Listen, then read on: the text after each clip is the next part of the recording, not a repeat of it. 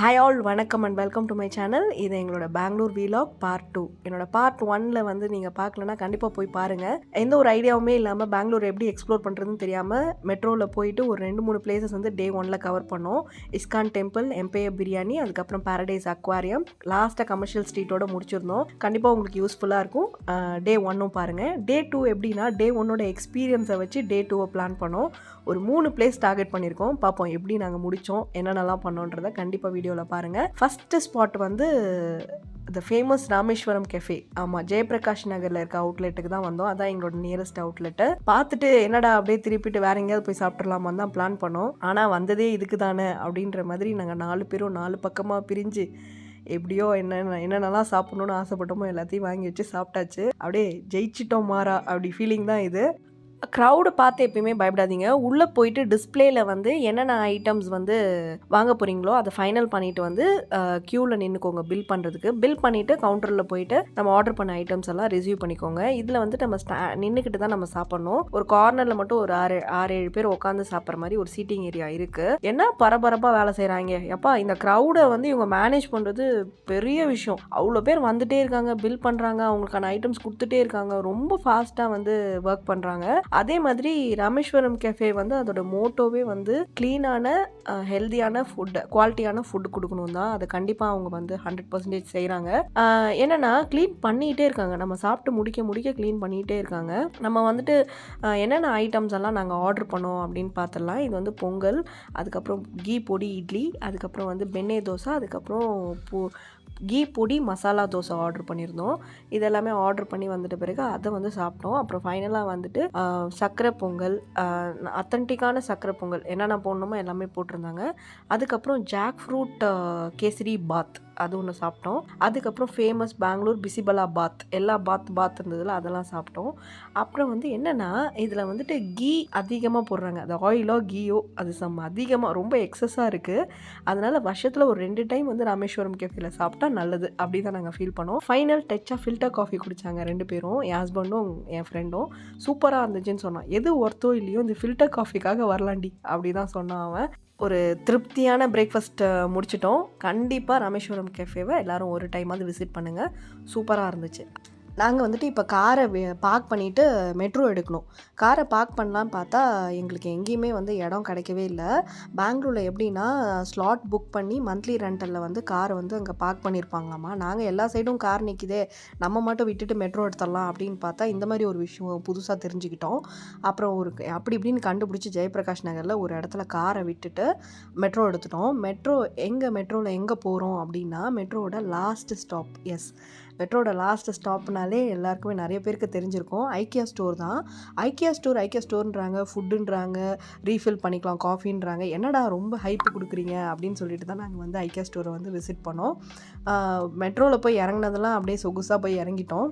Store உள்ளே போகும்போது full எனர்ஜியோடு போனோம். என்ன தான் இருக்குது அப்படின்னு அந்த ஒரு ஆர்வத்தோடு போனோம்.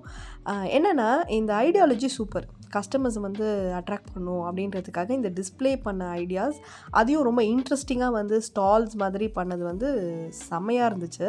நான் போயிட்டு அப்படியே ஒரு வீடாக அப்படியே போய் சுற்றி பார்த்துட்டு வந்த மாதிரி இருந்தது.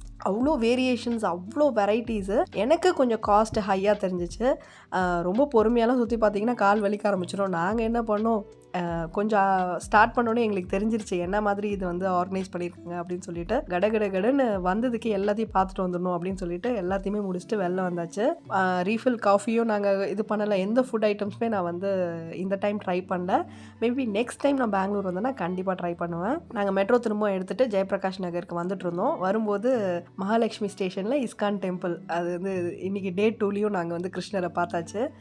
நாங்கள் அப்படியே மெட்ரோக்கு ஒரு பாய் சொல்லிவிட்டு காரை பார்க் பண்ண இடத்துலேருந்து காரை எடுத்துகிட்டு நெக்ஸ்ட்டு நாங்கள் எங்கே போகலாம் அப்படின்னு பிளான் பண்ணோன்னா மல்லிகா பிரியாணி. ஆனால் அது 4 o'clock பிரியாணி முடிஞ்சிடும், போனால் வேஸ்ட்டு தான் அப்படின்னு சொல்லிட்டு வேறு என்ன பண்ணலாம் அப்படின்னு யோசிச்சப்போ என் ஹஸ்பண்ட் வந்து R&R பிரியாணி, அதுவுமே ரொம்ப ஃபேமஸான ஒரு பிரியாணி தான். என்னென்னா 2 சிஸ்டர்ஸ் வந்து லாக்டவுன் அப்போ க்ளவுட் கிச்சனாக அவங்களுடைய பாட்டியோட ரெசிபியை வந்து செஞ்சு சேல் பண்ண ஆரம்பித்தது. ரொம்ப ஃபேமஸ் ஆகி இப்போ அவுட்லெட்டாக வந்து வச்சுருக்காங்க. இந்த ஸ்டோரியை என் ஹஸ்பண்ட் எனக்கு நிறைய டைம் சொல்லியிருக்காங்க. பாரு எப்படி அந்த பொண்ணுங்க வந்து எப்படி செஞ்சுருக்காங்க பாரு, இவ்வளோ டர்ன் ஓவர் பண்ணுறாங்க அப்படிலாம் சொல்லி என்னை இன்ஸ்பயர் பண்ணுறதுக்காக நிறைய ஸ்டோரிஸ் சொல்லுவாங்க. அதில் இதுவும் ஒன்று. சரி நம்ம அந்த பிரியாணி எப்படி இருக்குது பார்ப்போம் அப்படின்னு சொல்லிட்டு தான் நான் வந்து ஜெயநகர் அவுட்லெட்டுக்கு தான் நாங்கள் வந்திருக்கோம். செம்ம பசியில் இருந்தோம். கிளைமேட் எப்படின்னா அப்படியே ஒரு ஜிலு ஜிலுன்னு ஒரு பயங்கரமான கிளைமேட். பெங்களூரில் நாங்கள் சுற்றி பார்த்த வரைக்குமே கிளைமேட்டும் எங்களுக்கு ரொம்ப சாதகமாக வேறு இருந்துச்சா, ஆஹா பிரியாணி இந்த டைமில் தாண்டா சாப்பிட்ணும் அப்படின்ற மாதிரி நாங்கள் வந்து உள்ளே என்ட்ரு ஆகிட்டோம். ஃபஸ்ட்டு எங்களை ஒரு மெயினான ஒரு ஹாலுக்கு இட்டுட்டு போனாங்க. அங்கே பார்த்தா ஆல்ரெடி க்யூவில் புக் பண்ணிவிட்டு நின்றுட்டுருக்காங்க. டேபிள் புக் பண்ணிவிட்டு ரிசர்வ் பண்ணிவிட்டு நின்றுட்டுருக்காங்க. நான் பார்த்தேன், சரி என்னடா இது அப்படின்ட்டு. இந்த இன்டீரியர்ஸ்லாம் நல்லா இருந்தது. சரி நின்ன நேரம் அதையாவது வீடியோ எடுப்போம் அப்படின்னு சொல்லிட்டு நிறைய விஷயம் சிம்பிளாக இருந்தாலுமே சூப்பராக இருந்துச்சு. எனக்கு ரொம்ப பிடிச்சிருந்தது. அழகாக இன்டீரியர்ஸ் பண்ணியிருந்தாங்க. அதெல்லாம் இப்போ பார்த்து ரசிச்சுட்டு இருந்துட்டு, சரி நமக்கு எப்போ சோறு கிடைக்கும் அப்படின்னு பார்க்கும்போது திடீர்னு வா வா அப்படின்ட்டு என்னை வந்து திரும்ப கூப்பிட்டுட்டு போனாங்க. என்னடா வேற எங்கேயாவது கூப்பிட்டு போகிறாங்களா அப்படின்னு பார்த்தா, இவங்களோட ஹாலே அப்படியே பக்கத்தில் அந்த ஃப்ளோர்லேயே வந்து ஒரு பார்ட்டிஷன், ஒரு 2 ஹாலாக இருக்குது. அதுவும் அவங்களது தான், இதுவும் அவங்களது தான். இங்கே வந்து பார்த்தா என்னடா யாருமே இல்லை, இவ்வளோ ஒரு காலியாக இருக்குது, அங்கே என்னன்னா அடிச்சுட்டு நிற்கிறானுங்க எல்லாம் அப்படின்ற மாதிரி தான் இருந்துச்சு. ரொம்ப ஒரு பீஸ்ஃபுல்லாக சாப்பிட்டோம். அதாவது இது எங்கள் பிளான்லே இல்லை, அப்படி நடந்துச்சு இந்த R&R பிரியாணி. நாங்கள் வந்துட்டு மட்டன் தொன்னை பிரியாணி, போன்லெஸ் சிக்கன் தொன்னை பிரியாணி, அப்புறம் 2 சூப்பு, அப்புறம் சிக்கன் கிரேவி இது எல்லாமே ஆர்டர் பண்ணோம். பிரியாணி எப்படி இருந்துச்சு அப்படின்னு கேட்டிங்கன்னா, யூஷுவல் கலரே கிடையாது. பிரியாணி வந்து க்ரீன் கலரில் இருந்துச்சு. ஃப்ளேவர் வந்து ஒரு ஸ்பைஸ் லெவல் கொஞ்சம் ஒரு 2-3 பாயிண்ட் அதிகமாகவே இருந்துச்சு. ரொம்ப சூப்பராக இருந்துச்சு. நீங்கள் கண்டிப்பாக போய்ட்டு R&R ட்ரை பண்ணுங்கள். என்னை வந்து திட்டவே மாட்டீங்க, அவ்வளோ சூப்பராக இருந்துச்சு. அதுக்கப்புறம் அந்த காரத்தை வந்து டேக்கிள் பண்ணுறதுக்காக ஒரு 2-3 ஸ்வீட் ஐட்டம்ஸ் வந்து ஆர்டர் பண்ணியிருந்தோம். பில்லுமே உங்களுக்கு ஆட் பண்ணியிருக்கேன் பாருங்கள். அவ்வளோவா ஆகவே இல்லை. நாங்கள் 4 பேர் சாப்பிட்டோம், நல்லா தாராளமாக சாப்பிட்டோம். இதுதான் வந்து பில்லு. சூப்பராக இருந்துச்சு R&R. அந்த 2 பொண்ணுங்களுக்கும் ஹேட்ஸ் ஆஃப் அப்படி தான் சொல்லணும். முடிச்சுட்டு அங்கே இருக்கவங்கள்ட்டே கேட்டோம், அந்த ஜெயா நகர் 4th பிளாக் எங்கெங்கே இருக்குது அப்படின்னு. தோதாங்க இருக்குது அப்படின்ட்டு, வாக்கபிள் டிஸ்டன்ஸில் இருக்குது. R&Rலேருந்து நீங்கள் ஜெயா நகர் 4th பிளாக்கையும் 2யும் சேர்த்தே எக்ஸ்ப்ளோர் பண்ணிடலாம். சூப்பராக இருந்துச்சு. ஹஸ்பண்டோடலாம் போகாதீங்க அந்த ஜெயா நகர் 4th பிளாக்குக்கு. கேர்ள்ஸ் கேங்காக போயிட்டு எக்ஸ்ப்ளோர் பண்ணுங்கள். செம்ம வெரைட்டி, மிஸ்ஸே பண்ணிடாதீங்க. அது 2மே பக்கத்தில் இருக்கிறதுனால ஈஸியாக இருக்குது நமக்கு.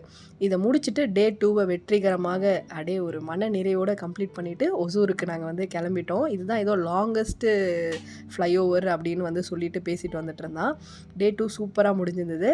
உங்களுக்கு பிடிச்சிருந்ததுன்னா இந்த வீடியோக்கு ஒரு லைக் போட்டு ஷேர் பண்ணுங்கள், கமெண்ட் பண்ணுங்கள்.